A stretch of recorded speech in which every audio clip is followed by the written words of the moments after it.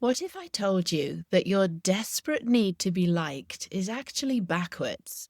All that energy you're spending trying to get people to approve of you, to think that you're smart enough or funny enough or successful enough, what if that's not just exhausting, but it's actually pointing you in the wrong direction? Welcome back to Pickleball and Partnership, where we are talking about the game of pickleball and the life that teaches us who we really are. If that sounds like your cup of tea, pull up a chair, grab your paddle, and join me as we dive in.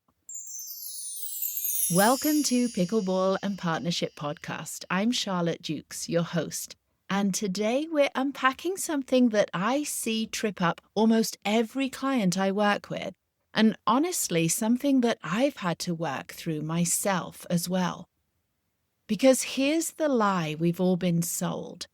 We need others to like us. Here's the truth that shifts everything. We need to like others to feel good. And here's the deeper truth that actually sets you free. We need to like ourselves to be free.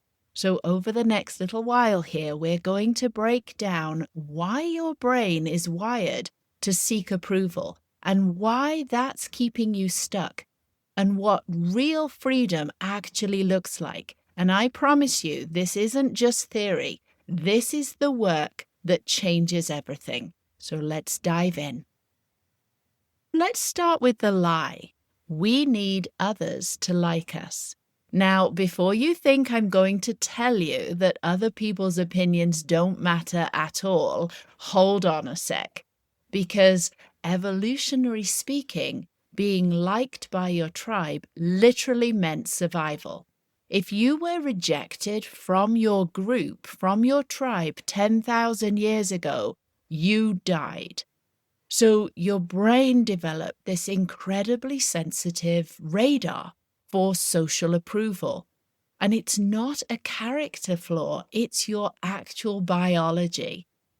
The problem today is that we're not living in small tribes anymore.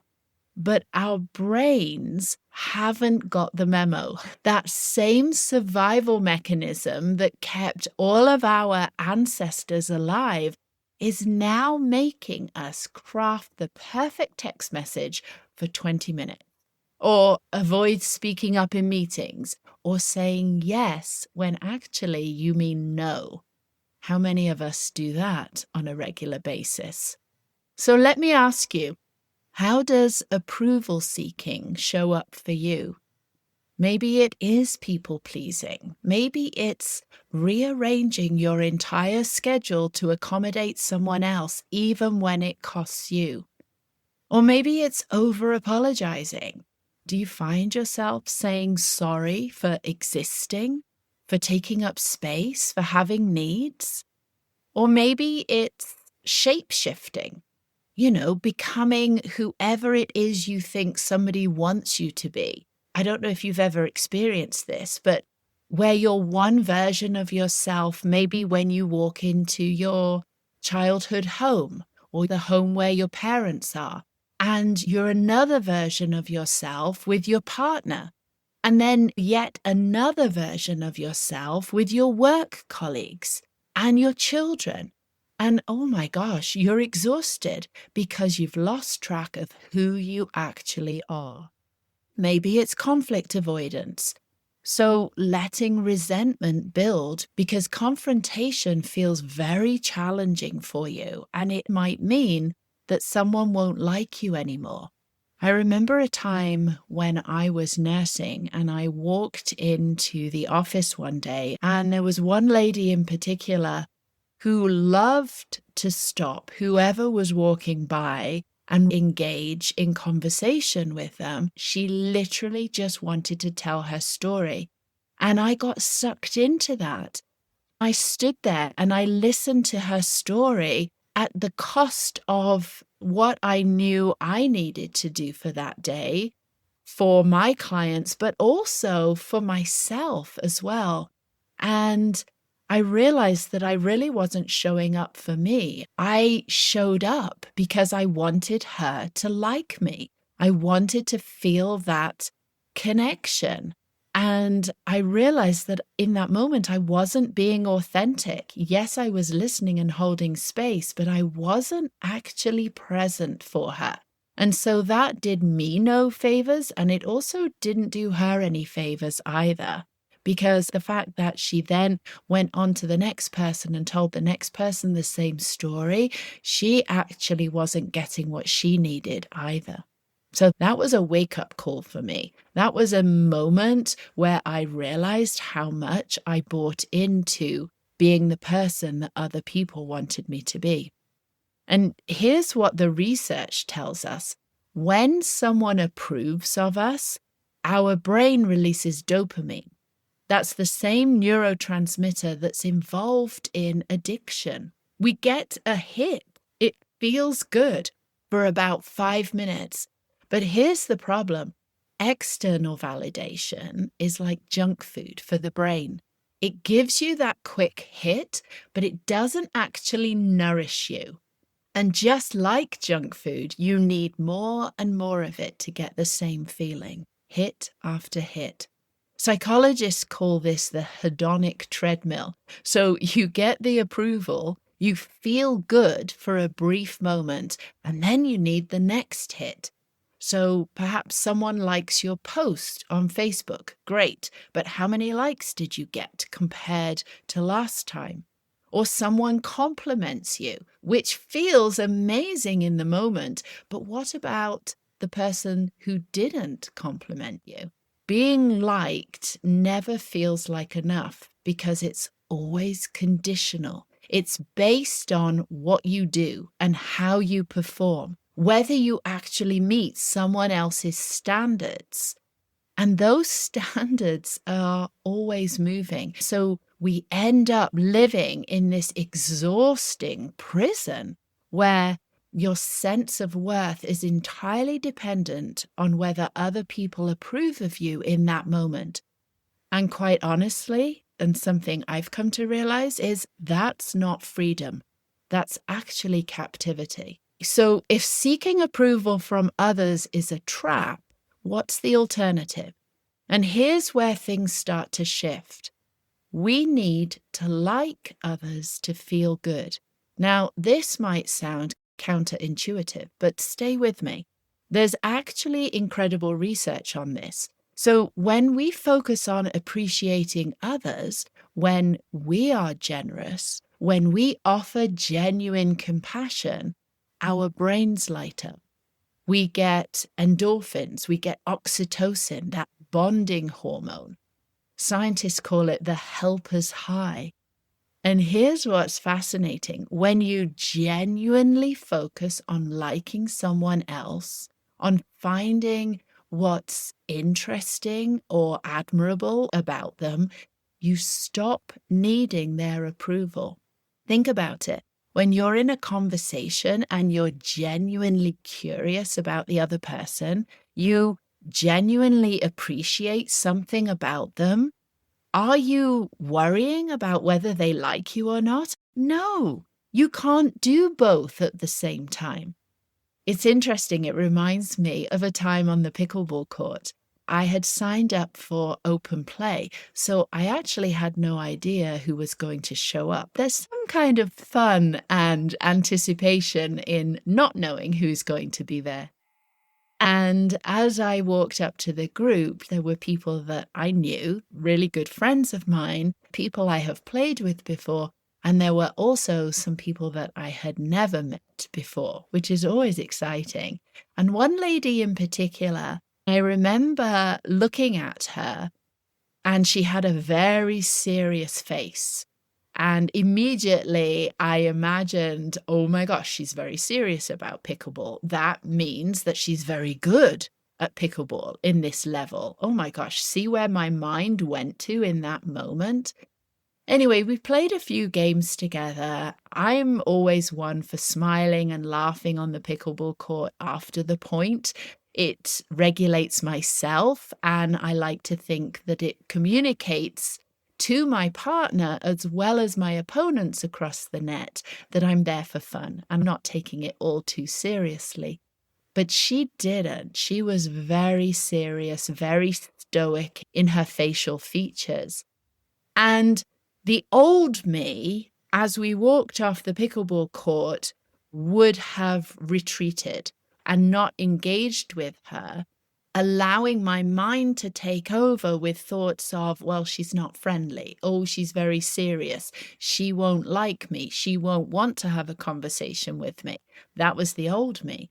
But the new me, who's done a bit of this work, thought, hang on a second, let's connect with her. Let me get curious and find out something about her. So I asked her how long she had been playing for, then complimented something I really appreciated about her play. It was actually her serve. I was very impressed with the way she served and added some spin to the ball at the same time. And we got chatting, and she seemed quite surprised that I had complimented her. We carried on talking a bit. I asked her how long she'd been playing, where she usually plays, and what she likes about the game of pickleball. Her whole demeanor changed, and my demeanor changed as I got curious and I appreciated her. There was no part of my mind that was then thinking, oh, she doesn't like me. She takes this very seriously. We can't have fun here.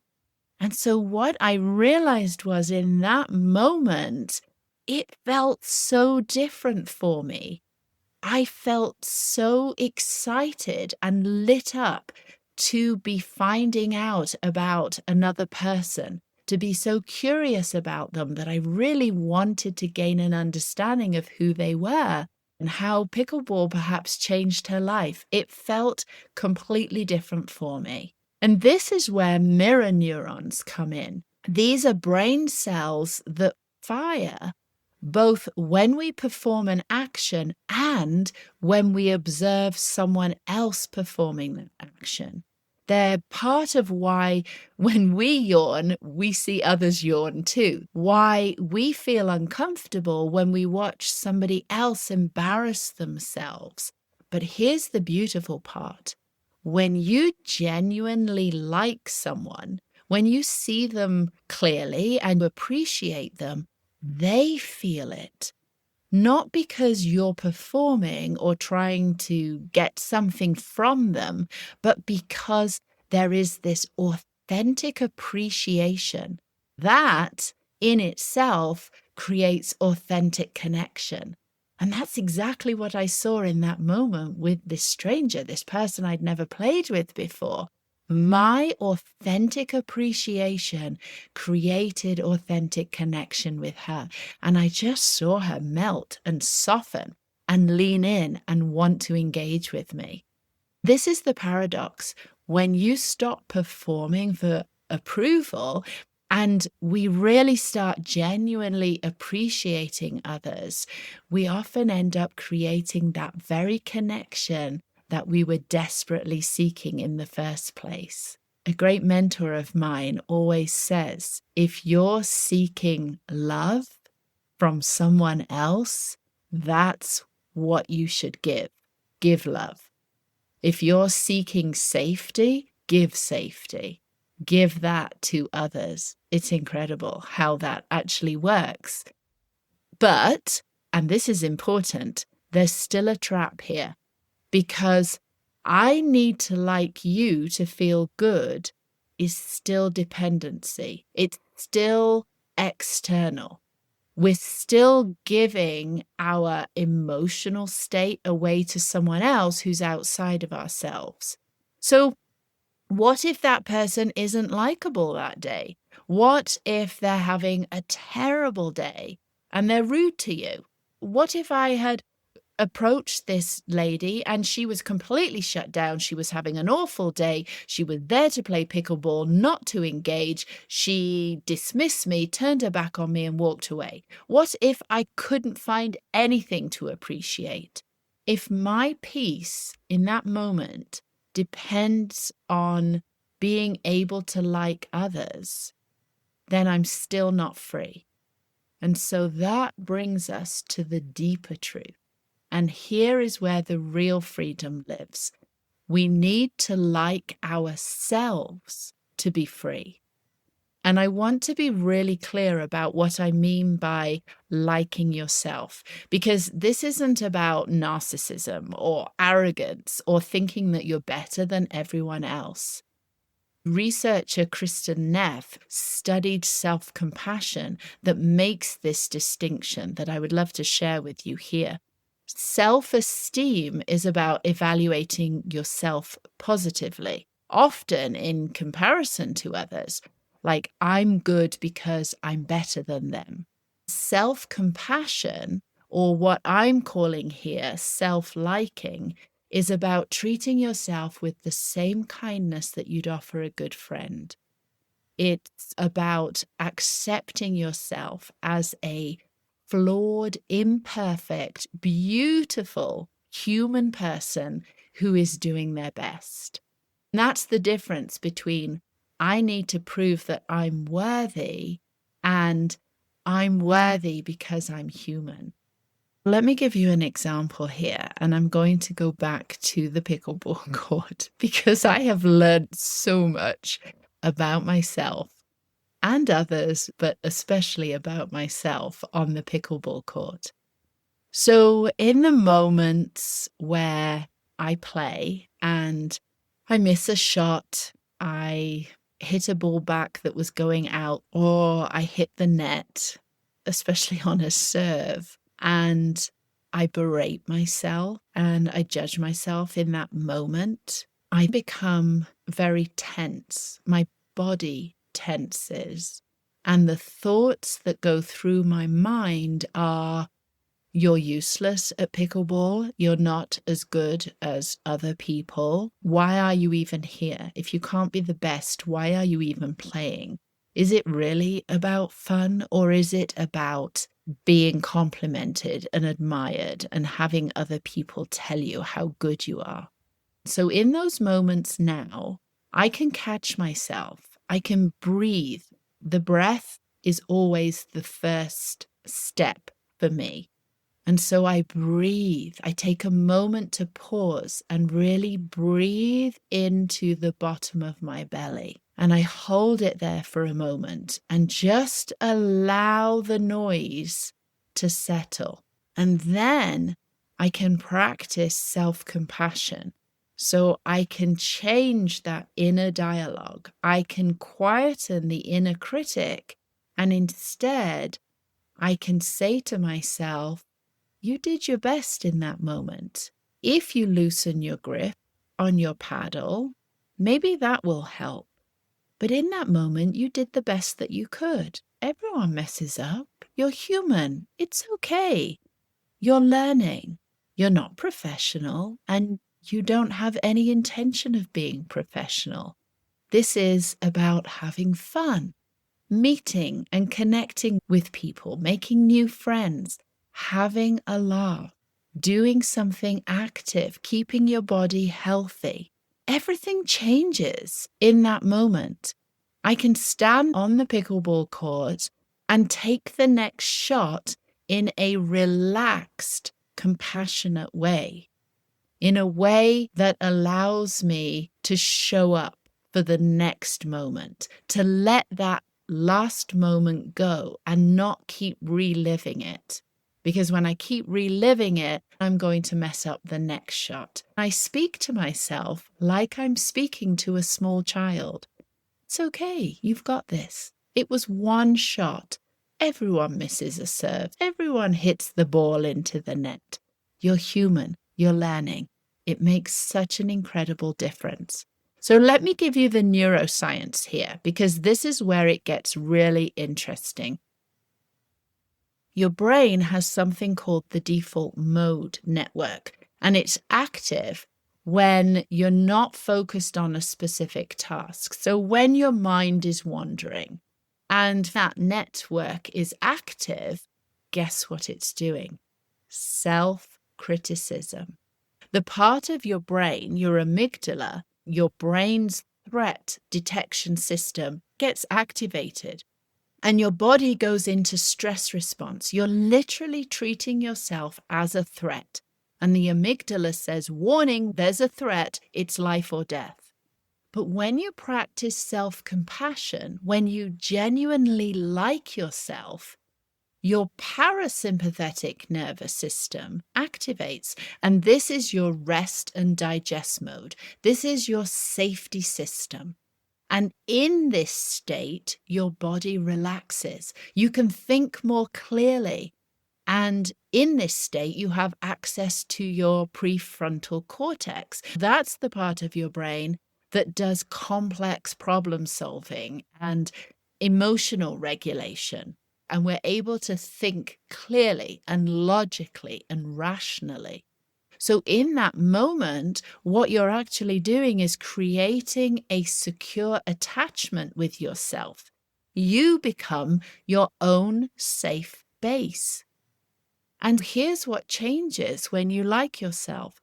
Other people's opinions become purely data and not verdicts. So if someone doesn't like you, you can say to yourself, interesting. Maybe it's something you need to look at, but it doesn't devastate you because it doesn't change your fundamental sense of worth. And you can receive feedback without collapsing. I think we all know that feeling where somebody says something and we physically feel ourselves collapse into that.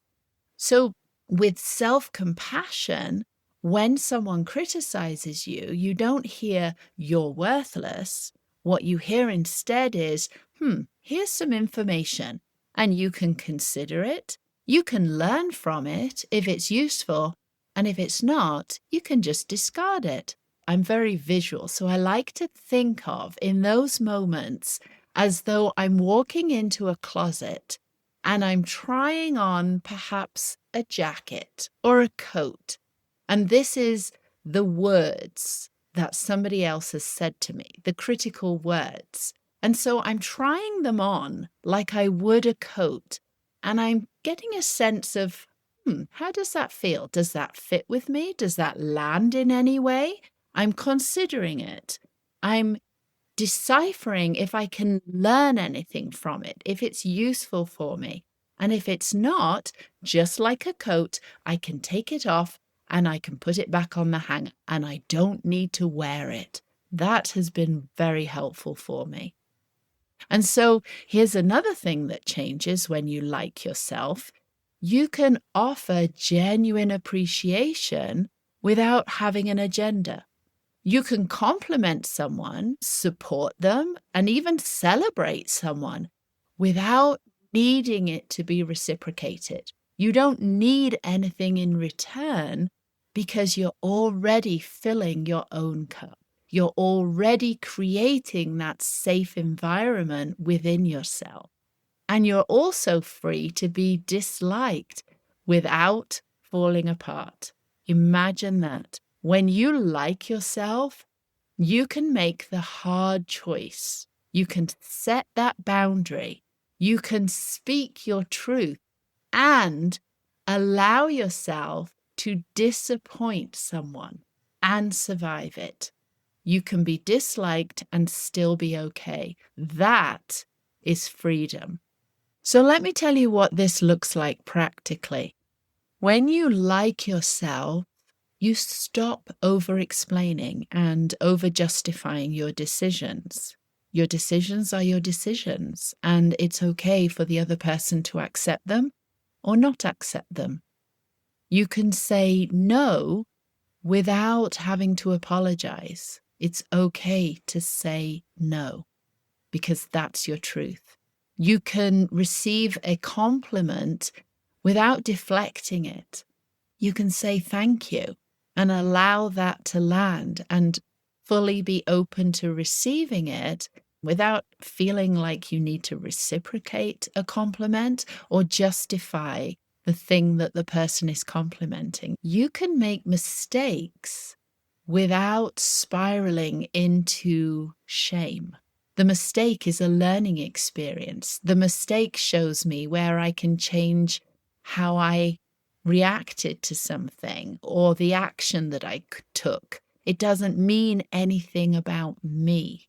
You can be alone without feeling lonely. And this was something it took me a long time to feel comfortable with. Growing up, it didn't feel like I could be alone because I was always taught that if you're a good person, if you're popular, you will always have people around you. And actually, there's a lot of nourishment and safety in being on your own, loving yourself and being okay with being with yourself. It's actually very beautiful and cathartic. And you can be in a room full of people and still stay connected to yourself. And this isn't about never caring what anyone thinks. It's about your sense of self not being held hostage to what anyone else thinks. So how do you actually practice this? I'd love to give you 3 things to take away this week and perhaps invite into your daily lives. The first one is notice the approval seeking. Simply bring awareness to it. Notice, when do you shapeshift? What situations trigger your people pleasing? Who is it that you perform for? Because you can't change what you don't see. So the first part here is just simply bringing awareness. I invite you to journal on this if that's something that you feel called to do. The second step is practice appreciation. So today, find something genuinely likable in someone else, not to get them to like you back, not to manipulate, not to perform in any way. Just notice something that's interesting or admirable or simply human about another person. This really trains the brain to move from, do they like me, to what do I appreciate here? And the third step is a self-compassion check-in. So this is the big one. Talk to yourself like someone you like. When you make a mistake, instead of berating yourself and saying, oh my gosh, I'm such an idiot, try instead, I'm learning. What would I say to a friend right now? And when you're struggling, instead of saying, I should be better at this, how about trying on, this is difficult and I'm doing my best? I invite you to put your hand on your heart and say something kind to yourself right now. It will feel weird at first, but do it anyway. So here's my invitation to you. What would change if you stopped performing for approval? What would you do differently? What would you say? Who would you become? Thank you so much for listening. I hope you enjoyed this episode as much as I enjoyed recording it for you. If something resonated with you, please share this with a friend and reach out to me and let me know. I would love to hear from you. And if you want my top 10 tips for playing pickleball with your partner, I've added them to the show notes as well. Send me an email or find me on social media. I would love to connect. And here are the key takeaways from today's episode. Number 1, your approval addiction is your brain's survival wiring gone haywire. Seeking approval triggers dopamine like a drug, but external validation never satisfies. You're chasing a hit that wears off in minutes, leaving you hungrier than before. Number 2, when you genuinely like others, you stop needing them to like you. You can't simultaneously think, do they like me, and genuinely appreciate someone at the same time. Shift your focus from performing to connecting and watch the desperation disappear. Number 3, self-criticism puts your brain in threat mode.